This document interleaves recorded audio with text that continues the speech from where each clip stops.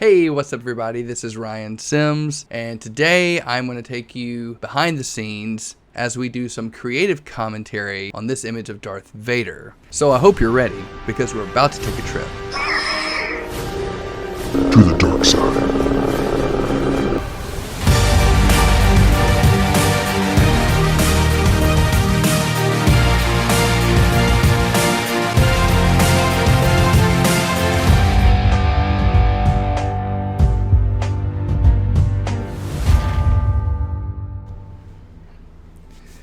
So here we are in Photoshop, and you can see I've got the pen tool out. So just hit that P hotkey, pull up the pen tool, and we're just kind of cutting out around all of the edges of Darth Vader. So I remember in this shoot, I used a green screen, but the lighting was so dark and dramatic that it really kind of didn't matter that I shot on a green screen. So yeah, so it kind of defeated the purpose. But it's cool because it still turned out really cool. And plus, it didn't really take very long to cut him out with a pen tool because Darth Vader has very smooth edges, so it's not like we had to get any hair or any other thing. So yeah, it was a quick cutout. Didn't take very long. So yeah, feathering that edge, 1.5 feather radius, masking him out. I love to work with mask. And then right now you see me digging through some stock images. I think this was like, what, Pexels or Pixabay.com. I use them all the time just because it's free stock sources and I don't have any shots of my own planets, so you know it works. And I think I just duplicated it and feathered the edge right there. Yeah, that's what I did. And then yeah, it's of Earth, but I try to darken it here in a second because I don't want it to look like Earth, because apparently Earth is never a thing in Star Wars. So that actually came up just this past week. Is Earth ever shown in Star Wars? And I was like, no. It's supposed to be escape from reality. It's a galaxy far, far away. So, you know, can't be Earth if it's galaxy far, far away. And a long time ago. What does that even mean? But yeah, you see me darkening the background. What was that, a curves layer? Yeah, I used a curves layer to kind of darken up the background because I want the shadows, the black levels of the subject in the background to kind of match. So that's why I did that. And just adding a little bit more of a highlight in there, just kind of painting it in.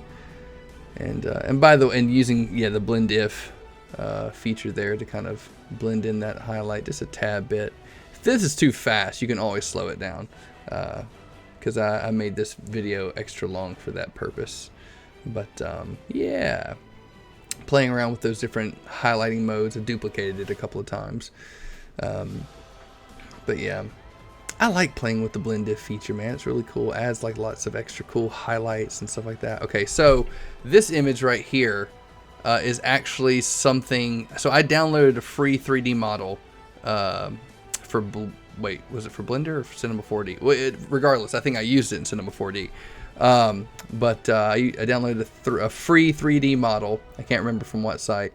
But so it's the same model, just positioned 3 different directions, and tried to light it kind of the same way that it would be if the light from that planet, you know, was really shining. So the lighting matches in the sense that it's coming from behind them. So tried to make the same camera angle, the same camera lens and perspective. That's what I love about CGI, is the fact that you can do all that. You can match your camera settings, match your lighting settings, match all that stuff and make it look realistic. And so I really enjoy being able to add CGI into my work now.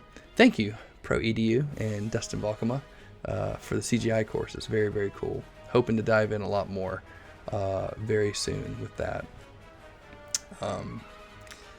But yeah, now we're doing some color blending. I did 3 different color lookups, and I do that from time to time. I'll blend some color lookups together, play around with the opacity, and now I'm just kind of playing with the reds, the blues, the, what is it, green? Yeah, of the curves layer to kind of do some more color grading.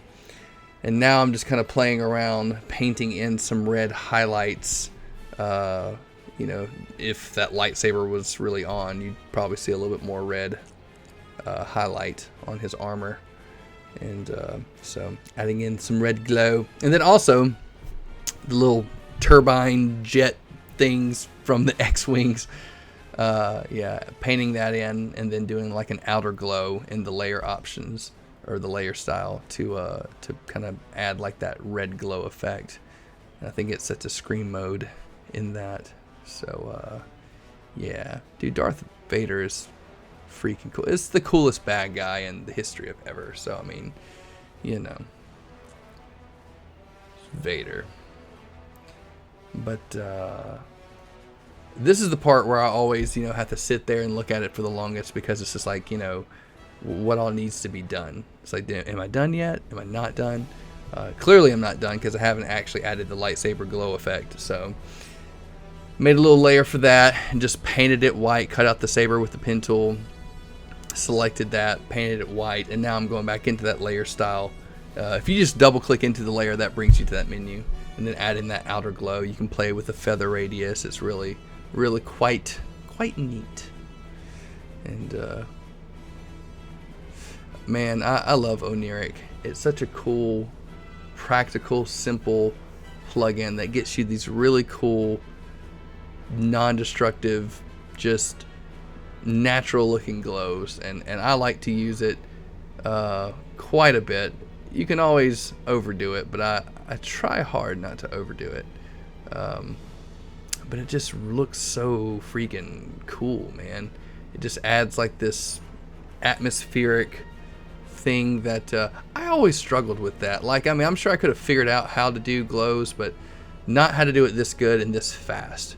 So I'm really thankful for Mario Olvera, who created Composite Nation to make this plugin. So I highly recommend it. Like, it's like an essential part of my workflow now, just because I do so many different composites that require glow effects, and then just the light dispersion, like just everything, all the cool little nifty features and color modes. It's just super cool. I like doing it a lot. Sometimes I've noticed in my work, like, it kind of has like this comic booky kind of feel, and I don't know, maybe it's Alex Ross, but Alex Ross always had like these really cool like glow effects in his work, and I just really like that a lot, and so I try to add some of that stuff into my work. I recognize that I have a certain style and a certain look to a lot of my stuff. So here, yeah, I'm just adding in another not a PNG. I'm just adding another like galaxy image, changing the blending mode. I think like to screen, kind of painting out the edges, playing around with the levels of it. If you're on that layer and you hit Control L, it's a little hotkey to pull up the levels without actually pulling up the level adjustment, and just painting some of that back in with the layer mask, just to make it look like it's not Earth. Playing with the reds, make it look more Sithy. Sithy? I would say is Sithy a word, but Sith isn't really even a word, so, it's a created word. It's a Lucas word.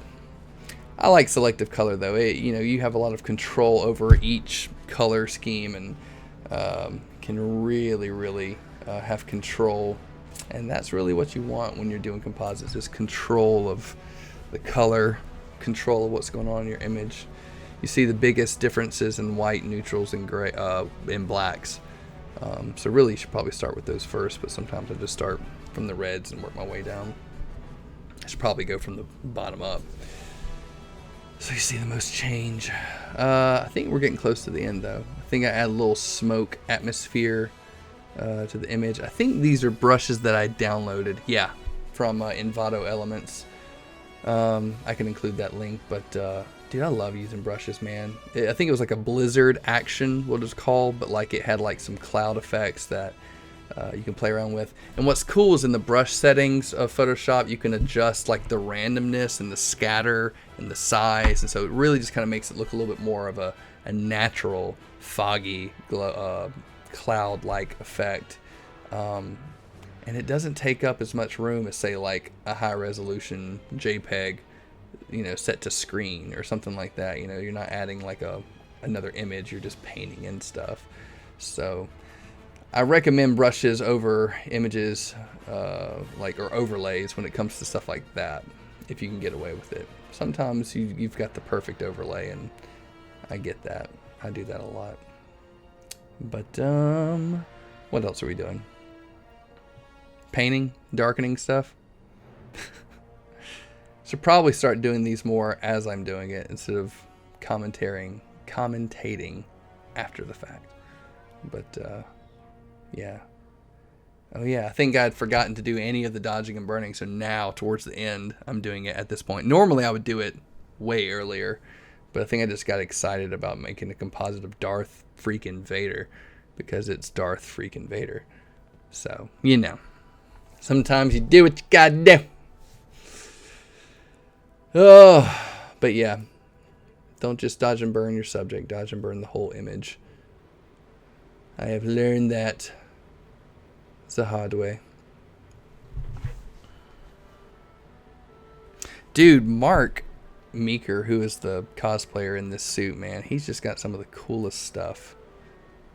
I mean, I photographed him as Wolverine, Hellboy, Expendables, Santa Pliskin, which is like, you know, Snake Pliskin. Wait, not, is it Snake? No, or is that Metal Gear? I'm talking about Escape from New York. Yeah, he like hybrided that with Christmas Chronicles and made his own character. It's really cool.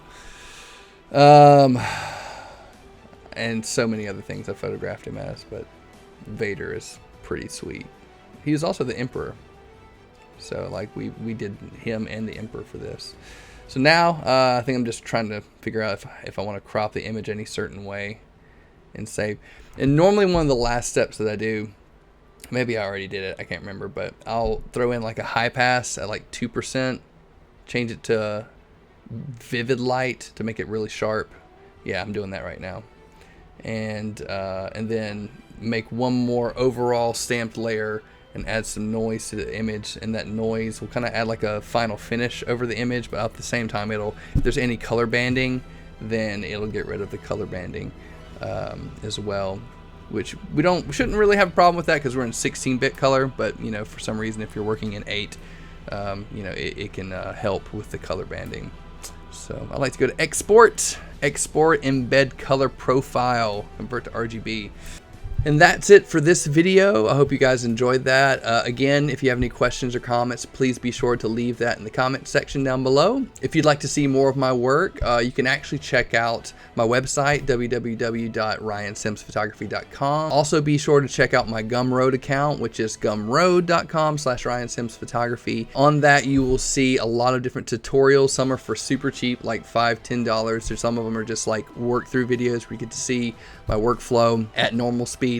And then some of them are actually like full-length tutorial / commentary, so I'm actually telling you what I'm doing as I'm doing it. But if you're really interested in the Photoshop compositing process, I have a full-fledged tutorial digital workshop called From Raw to Real. And so in that workshop, we're going to take you from the in-studio photography, lighting, and all of that good stuff. So how to actually shoot it, how to light it, and how to take that and then actually go from raw to real in Photoshop. And so we literally go through the entire process from beginning to end, from the initial shoot to final Photoshopped image.